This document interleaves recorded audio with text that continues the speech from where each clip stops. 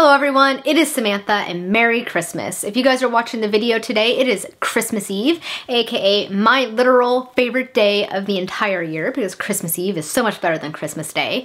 And if you guys have been following my channel for any length of time, you will know that on Christmas Eve, I traditionally like to read you guys a Christmas story. And this year is no exception. I have selected a story from here to read to you guys. It is called Grandfather Stories by Ernst Weichert. I might be pronouncing that a little bit wrong. It's one that I actually have not read myself yet, so it's going to be a new one for all of us, but without further ado, let us dive into Grandfather Stories. It is Christmas Eve on a large Prussian estate shortly after the Great Upheaval, now known as World War I, and several tenants have gathered with their masters, three brothers, for the evening. Christoph, their elderly coachman, has been coaxed into telling a story for old time's sake. Christoph sat on the edge of the hearth next to the forester's wife, smiled and filled his short pipe with fresh tobacco. His threadbare coat of blue cloth was properly brushed, and the light of the candles shone on the buttons with the coat of arms on his white hair. Behind him in the shadow fell large and silent on the bright wall. He smiled at the brothers one after the other, and then he looked into the lights and shadows of the tree. My grandfather told us this story, he began. When his father's father drove the horses, they had a master who was strict and sharp with his tongue. He had been long in the military service, right back to the time of the Emperor Napoleon. He was not a hard master, but he had seen much that was hard and cruel during his campaigns, and he was used to order and not to obey.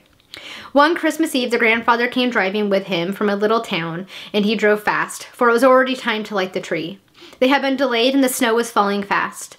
At that time, there was still wolves in the forest, and they had lit the lanterns on the sleigh, and the master held a rifle on his knees. When they drove out of the forest and were in sight of the dimly lit windows of the manor house, the grandfather all of a sudden stopped the four horses, for in the light of the lanterns, a child stood by the road.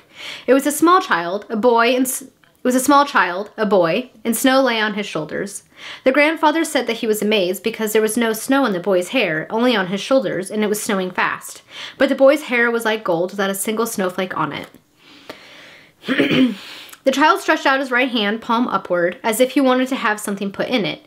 He looked like a laborer's child, only more delicate. He had a happy, smiling face, though he was all alone on the edge of the deep forest, and now, when the bells of the sleigh were not ringing anymore, they could hear the wolves howl in the distance. The horses stood still and were not frightened. "Drive on, Christoph," called the master impatiently. "It is late." But the grandfather did not drive on. He had folded his hands in the fur gloves over the reins and gazed at the child. Later he said that it had been impossible to take his eyes off the child. "Drive on, Christoph," shouted the master and stood up in the sleigh. But the grandfather did not drive on. He took the rug from his knees and lifted it a little, and the child put his foot in the runner of the sleigh and sat down at the side of the grandfather. The boy was smiling all the time. The master was so angry that he forgot himself. He was not angry over the child, but because the grandfather had not been obedient, and the child had been the cause of the disobedience. So the master stood right up in the sleigh in his splendid uniform and his fur coat, grasped the child's shoulders, and tried to throw him into the snow. But the child did not move. There he sat smiling and gazing at the horses and their large shadows thrown by the light of the lanterns. The grandfather, holding the reins, looked on. He said that he could not raise even the little finger of his hand. He was rather taken aback, but he was not afraid. Then the master jumped out of the sleigh with a terrible curse, a curse which perhaps he had learned in the times of war and death. He stood at the side of the runner and raised both his arms, meaning to pull the child out of the sleigh. But the child did not move. He even raised both hands as if he wanted to show that he was not holding on to anything, and he smiled. The snow was still falling, and the light of the lanterns, and it was so quiet that the grandfather could hear his heartbeat. "Get in, sir," he said in a low voice. "For Christ's sake, get in." And the miracle was that the master obeyed. He got in, and they drove on. The grandfather could move his hands again. The child sat quietly at his side. No snowflake was to be seen on his golden hair. But when they drove into the courtyard, they were very much afraid. For in the moment when the sleigh drove below the coat of arms in the archway, all the windows suddenly were lit up. The windows of the gray house and the windows of all the cottages and the stables. It was so bright that the whole yard was bathed in light. A brightness, the grandfather said, that was not of this earth. All the cottagers came out of their houses, and the animals' heads appeared at the stable doors, as if they had been untied. The horses' heads, the cows', the sheep's. Without making a sound, men and animals gazed at the sleigh, which drove up in a sweeping curve and stopped before the flight of steps in front of the manor house. And they all saw the child, all of them. There was not one who did not see him. "The child was the first to get out of the sleigh, but he did not step down," said the grandfather. "He floated without weight like a snowflake. He turned around once to the sleigh and smiled, and then he went across the courtyard to a cottage where a little boy lay dying. They all knew that he would not live through the night. And when the child from the sleigh stepped over the threshold of the cottage, the lights around the yard suddenly went out, and the people were as if dazzled and groped their way to the stables to tie up the animals. But the grandfather got down from the sleigh and helped his master up the steps, for he could not walk alone. Inside in the large hall where the tree was, and where the antlers in the picture hung on the wall, and where the stuffed bird stood, the master looked about him as if he were in a dense unknown forest, and in quite a strange voice he said, "I thank you, Christophe." But the cottager's child was well again by the morning? Yes, concluded Christophe in his low, gentle voice.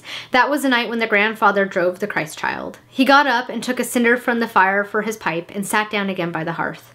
The candles burned down without a flicker, and in the hush that they could hear how the frost was splitting the trees in the forest. After a long pause, one of Christophe's listeners speaks up and requests another story. He agrees. In the castle there lived, after a good master whom they had called the saint, a harsh master, as happens now and again in wild times. It was still the time of serfdom.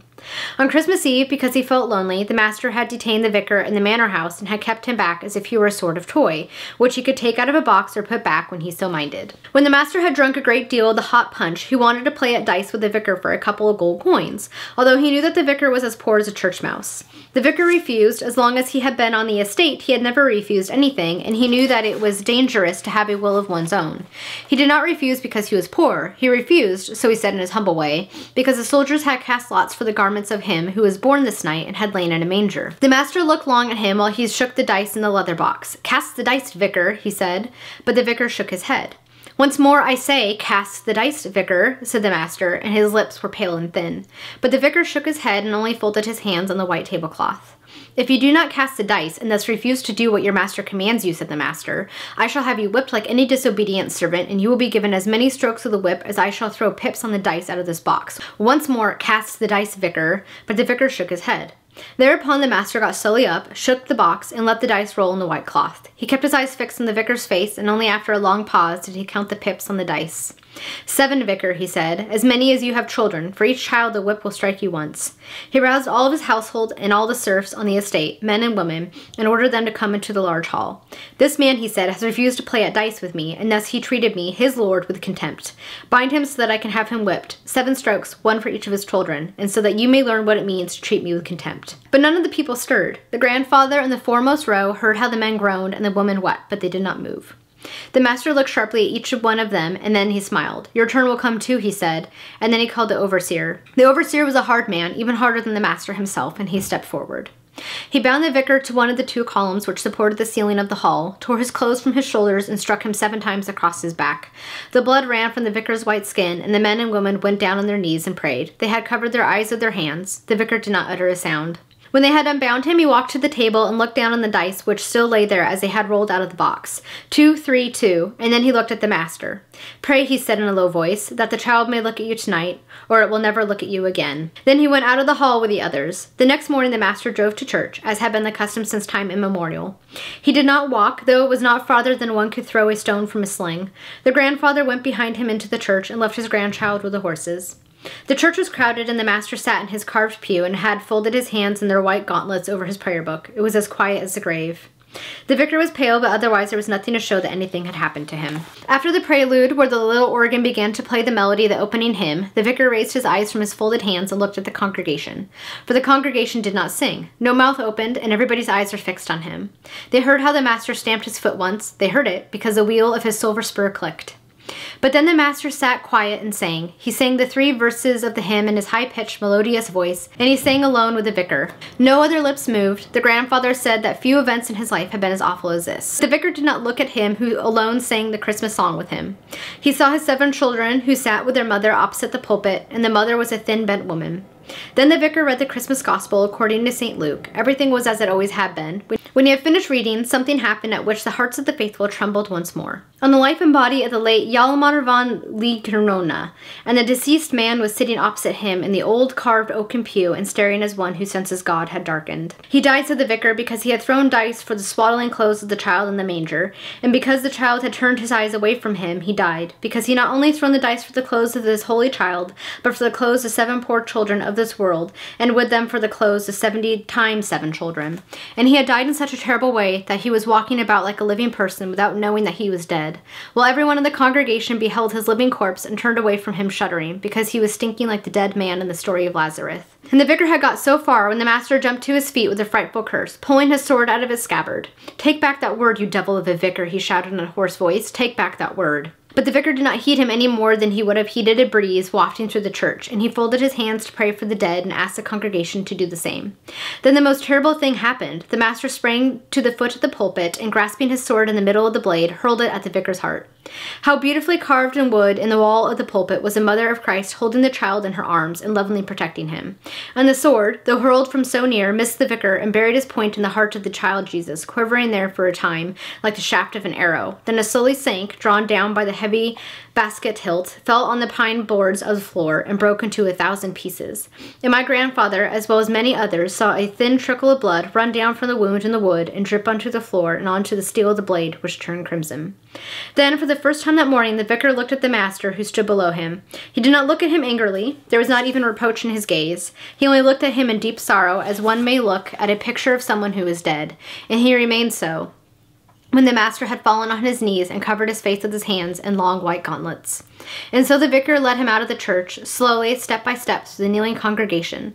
When the master refused to get into the sleigh, they led him through the snow to the manor house, the vicar on one side, bareheaded, and my grandfather on the other, the whip in his free hand, and an expression of consternation on his face. From that hour the master was a changed man, as many of his line before him had been changed, because it lay in their blood.